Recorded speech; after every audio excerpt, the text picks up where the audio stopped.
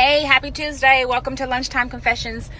So today's topic comes from a follower, and we're going to talk about ghosting, which is very prevalent in the Atlanta dating community. Here's my definition for ghosting. Please correct me if I am wrong or if I have missed anything. Ghosting basically is you're talking to somebody, getting to know somebody, even on the verge of dating somebody, and then you disappear. Ghost. Like no explanation, no nothing. Just here today, gone tomorrow. Ghost. So a few months ago, I was getting to know this gentleman, and while we're in the midst of talking, before we even go on our first date, we speak about ghosting and how he was the king of ghosting a motherfucker and how he thought that I was the queen of that shit. He was telling me how he has no problem ghosting a motherfucker, how he has no problem ghosting a woman, how he has no problem ghosting potential clients. Like, when he want to be out, he just be out. No explanation. I guess by getting to know me and talking to me on the regular basis, he had made the determination or the observation that I would be queen of ghosting. And his statement was kind of to me, you're going to be the one to ghost me in this situation, not the other way around. I've ghosted motherfuckers, yes, but never anyone that I was going to potentially date or who I speak to on the regular basis or who I have gone on a date with. No, I've never ghosted those guys.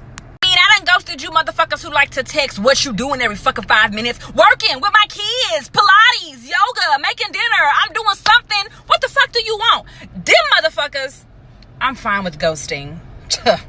Here's my take on it. I think it's mean. I think it's cruel. But the follower who suggested the topic was telling me that he and a few of his friends, male and female, had been sitting down talking about ghosting and how women were saying that they didn't owe a man any explanation if they no longer wanted to deal with them, whether it be first date or after first date or before the first date. They just felt like they didn't need to give the man any explanation at all.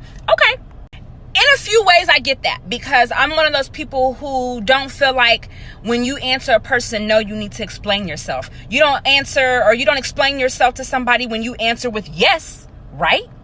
This situation is a bit more delicate, if you will, because if you're getting to know somebody, if someone has showed interest in you, if someone who's spent time and money, i.e. on a date with you or on you, I feel like an explanation for leaving I feel like it's the right thing to do, especially if that person appears to really be digging you and liking you. We all know when somebody's digging us, and if the feeling isn't mutual, I feel like the mature thing to do is to explain.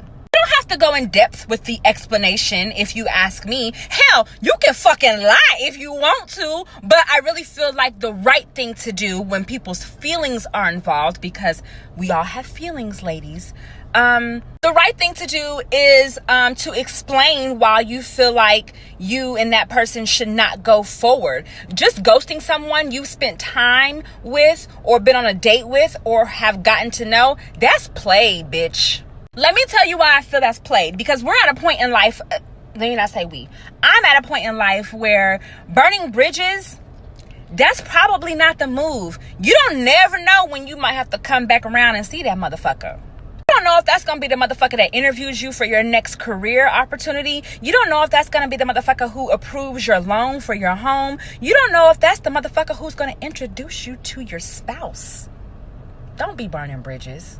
You don't got to be mean. You don't got to be nasty. Sometimes it just doesn't work out. Sometimes the time isn't right. Sometimes you're not compatible. Sometimes you just ain't feeling the dating scene. That is okay. But to ghost somebody, that's mean, y'all.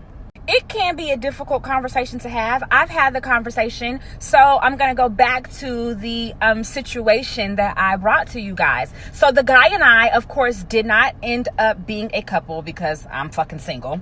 It just wasn't the right time. There was really nothing more there. I can't say anything negative about this individual. It just wasn't the right time for either one of us.